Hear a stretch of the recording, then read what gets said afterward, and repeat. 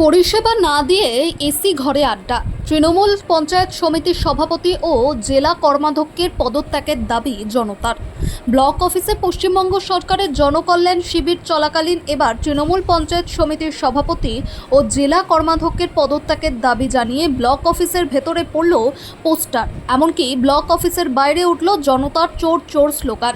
মঙ্গলবার এমনই ঘটনা ঘটল জেলার দুর্গাপুর ফরিদপুর ব্লকে। প্রসঙ্গত, গতকাল অর্থাৎ সোমবার থেকে রাজ্য জুড়ে শুরু হয়েছে জনকল্যাণ শিবির, যা চলবে বুধবার পর্যন্ত।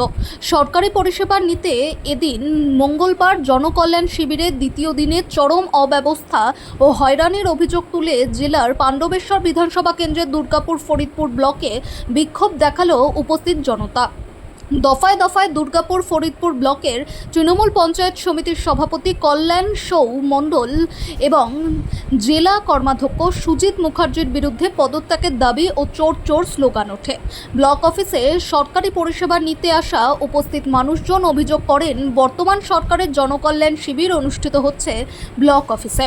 বহু দূর দূরান্ত থেকে মানুষ আসছেন পরিষেবা নিতে, কিন্তু দুর্গাপুর ফরিদপুর ব্লকে পঞ্চায়েত সমিতির সভাপতির দায়িত্বে থাকা কল্যাণ সৌমণ্ডল এবং জেলা কর্মাধ্যক্ষ সুজিত মুখার্জির জনকল্যাণ শিবিরে আসা মানুষজনকে বিন্দুমাত্র সহযোগিতা না করে অফিসে এসে অফিসের ভেতর ঢুকে গিয়ে এসি রুমে আড্ডা দিচ্ছে। অথচ তীব্র তাপপ্রবাহে দূর দূরান্ত থেকে আসা মানুষজন নানান ক্ষেত্রে হয়রানির শিকার হচ্ছেন। তাই আমাদের সাধারণ জনগণের একটাই দাবি যে সরকারি দায়িত্ব নিয়ে বসে থাকার পরও সরকারি কাজে সাধারণ মানুষকে সহযোগিতা করার মানসিকতা যদি তাদের না থাকে, তাহলে সেই সব ব্যক্তিদের পদে বসে থাকার কোনো অধিকার নেই।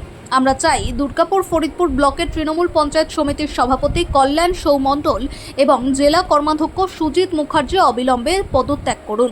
তবে এই সব ঘটনার পরিপ্রেক্ষিতে জেলা কর্মাধ্যক্ষ সুজিত মুখার্জি দাবি করেন, বিগত দিনে যেমন মানুষকে পরিষেবা দিয়েছি আজও দিচ্ছি।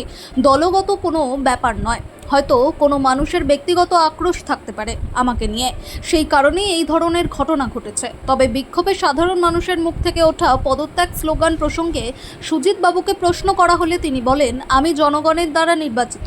জনগণ যদি চায় আমি পদত্যাগ করি তাহলে তাতে আমার কোনো আপত্তি নেই। লজ্জা লাগে না? সব লুটপাট, এটা লজ্জা লাগে না? রোলাবাজি করছে, দুর্নীতি, টাইম নেই, সব কিছুতে দুর্নীতি করছে। আবার অফিস করতে আসছে, অফিস কালকে এসেছে 4টার সময়, আজকে ঢুকছে 2টো বাজছে প্রায়। আবার এসে ঢুকিয়ে দিয়েছে, মানুষের পরিষেবা দিতে পারছে না, তো পারবে রিজাইন করবো। আমরা চাই না এরকম ঘটনা। আমরা নিজেরা আইনত ব্যবস্থা নেবো, আইনত ব্যবস্থা নেবো। এখনো গুরুবাজি করছে গ্রামে, যে কার বিরুদ্ধে অভিযোগ? কল্যাণ সমাজ পঞ্চায়েত কল্যাণ